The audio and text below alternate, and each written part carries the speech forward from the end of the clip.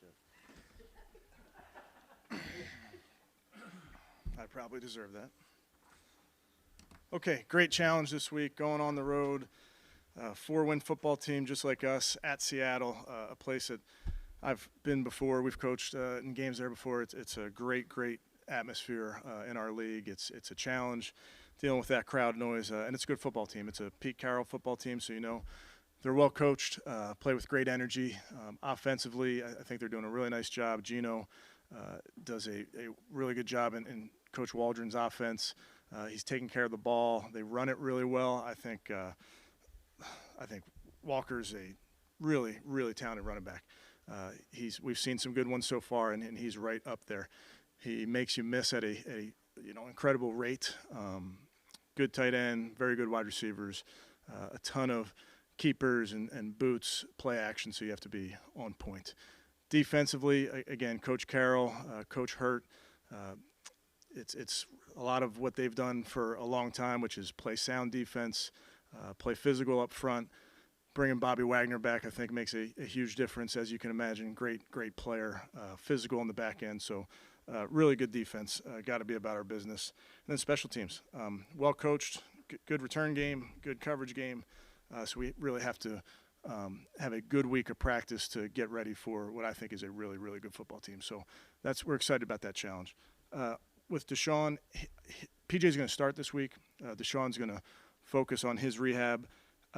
I just feel like with what happened in the game, landing on his shoulder, there's residual swelling that's affecting his throwing.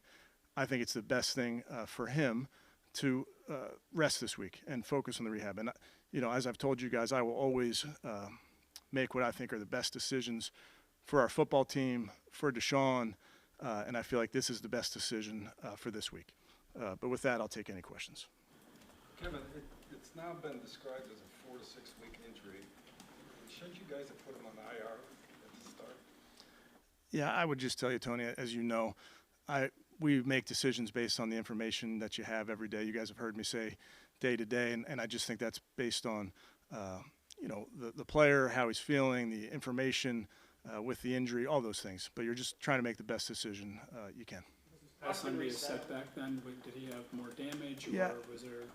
No, there's no structural damage, Tom, based on the MRI. There is, like I mentioned, residual swelling, but that's why it's just important for him to focus on rehab this week. Has the clock been reset on this thing, or are we still in that 4 to 6 time frame with this being week 5? Yeah, I'm really just focused on this week.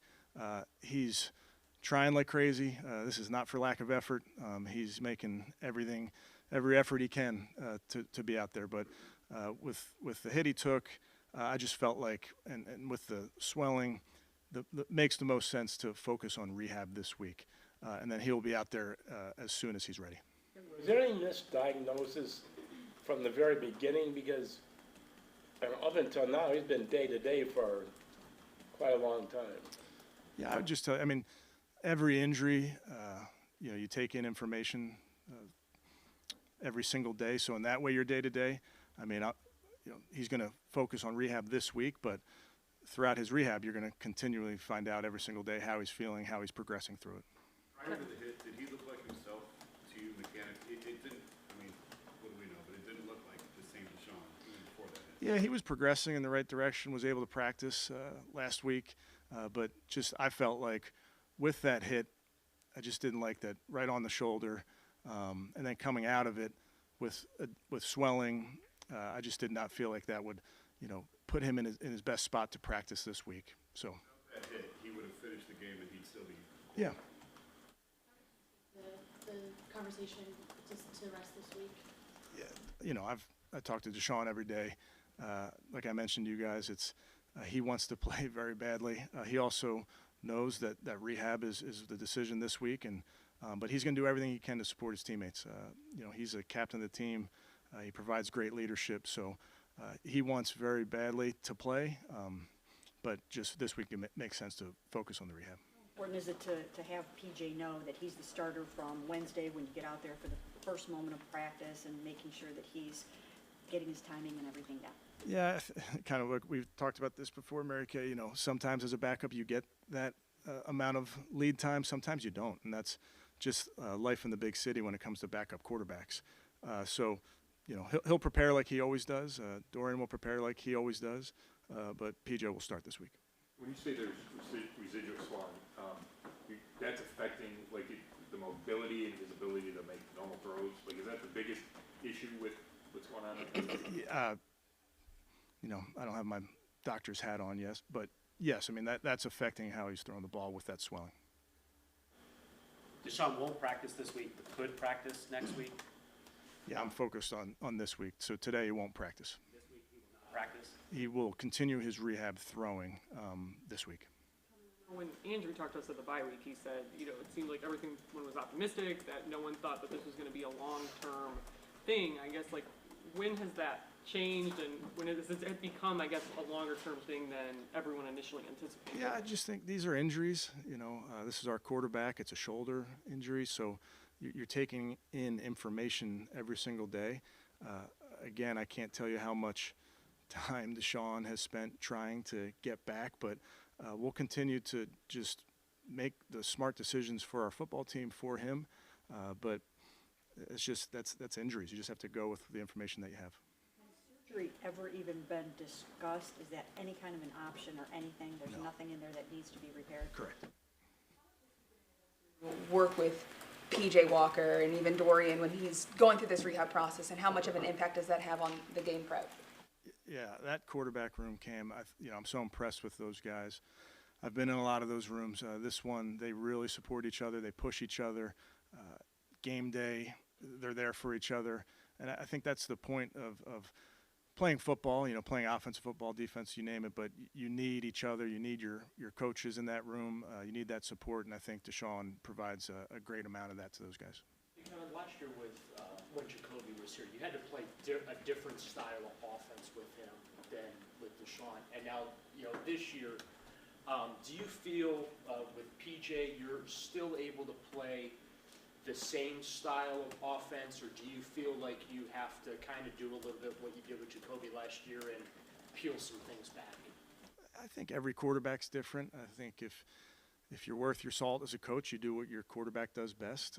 So we always talk about that based on who's in there and that type of thing. But that's really what you have to do. Now, to say that you have a huge departure either way, that's why you hope to have enough offense that you can pivot in game, so to speak. Comfortable are you with PJ and DTR as your backups, or do you feel like now with some of this uncertainty, perhaps a veteran quarterback might be good as a backup? No, I'm comfortable with the guys we have. Why was the running back released on Monday after you guys signed him, knowing that Jerome Ford was going to be injured?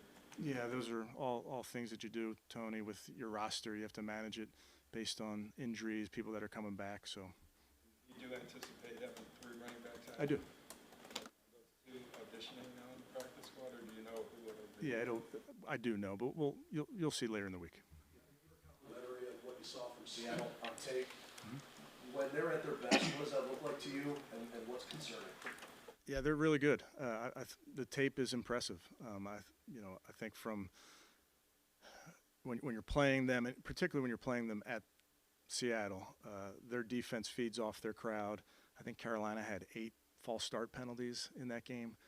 So you have to have a great road operation. But as an NFL team, you love going on the road. You love the challenge that presents. But Seattle's really sound with what they do. Coach Waldron does a really nice job marrying the run game and the pass game on offense. Like I mentioned, they have guys on the perimeter that can really hurt you. They have tight ends that can get down the seams. And I think, Walker's as good as there is in our game. He's really playing at that high a level. And then defensively, sound. They play a bunch of different coverages. They play them well. They have incredible length in the back end, incredible length really at linebacker with Bobby Wagner. They tackle well. They get after the passer. They get off the defensive line. They penetrate. So it's a huge challenge, and it's one that week to week they change, and maybe they play a coverage that's a little bit different than what we saw last week, so you have to make a couple alterations to certain concepts that you do, but that's the fun part in our business. You talked about some of the pre-snap penalties there and how that can happen in that environment. I know you don't want to like coach the aggressiveness out of somebody like Miles, for example, but what's a threshold for you where you're maybe comfortable with, hey, we had an extra offsides or two because we're trying to be aggressive? Like, where's that threshold for you with what's acceptable? Yeah, it's tough. I mean, you want to get off the ball, and that's, what we do. You don't want to give them free plays. You don't. Go ahead, America. Be your backup this game, and will Yes. Deshaun just sit? Yes. Why is it so hard to win in Seattle? I mean, even before you were a coach in the Kingdom, it was hard for anybody. I can't speak to the Kingdom. What's the name of this one now? What's it called? Lumen. I remember Safeco. Was it Safeco? What's the Quest? Quest. Thank you, Scott. It's a really interesting thing because it's an open air stadium, but somehow they keep the noise in there. So we'll have it blaring out there for us this week. We've played in loud places before, and this is at the top of the list. I think about New Orleans, think about Minnesota over the years, places that it can be deafening. So you have to have a plan, and you just focus on your operation really throughout the week. We'll work hard to make sure that everybody knows the plan and can go operate. Walker not starting as hot as you would like, did that kind of go into making this decision or announcement early? No, just doing what's best for the team. Sean go to Seattle, or will he stay here and rehab? He would go with us, yes. Expect to be out without Jerome Ford. We'll see. Yeah, I think I'll see how he progresses through this week, but we'll see. I know we've Reed's talked. not practicing today, but are you optimistic that we're ready to go Sunday? I am. PJ, So go ahead, Scott. with PJ, what have you liked, in the 2 games he's been out there? What have you liked about him, and then what do you think he needs to do a better job? Yeah, I think, operating, getting us in and out of plays, and has made some big plays when we need them in every single one in his games. We've had to make a play, and he's made them.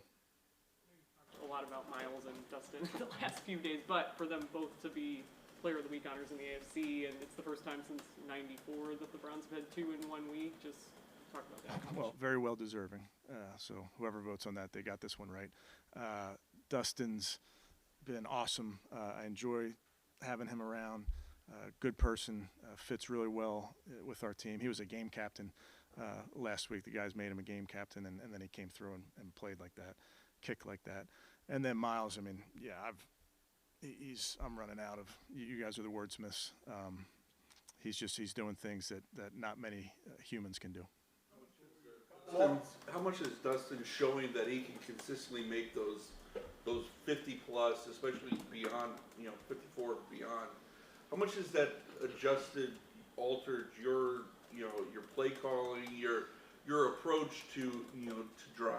Well, a couple of those, I wish he wasn't attempting 50-yarders. I wish we moved the ball a little bit better, particularly after Miles gets the block. That comes to mind. So obviously it factors in. He's been very trustworthy. He's come through for us. Not to say that he's going to be perfect. I understand how hard that is, but it does factor into our decision-making, yes. The owner tweeted that the NFL acknowledged he missed a couple calls at the end of that game. Did you get that same memo? Yeah, I'm not sure what memo, but, I mean, you turn in plays each week to the NFL. I think you can turn in up to 10, and they get back to you with what they felt, was the correct call, but not going to share that. You got a big breakdown of PJ fumble. I'm not. Without getting Yeah. in trouble, but have you ever gotten oops, Oh, yeah, all the time. And listen, and you know that. I mean, they're human. We've been on both sides of it. That's never going to change. I mean, you just play the game. What were your thoughts on Game 7? We done? Okay. Thanks.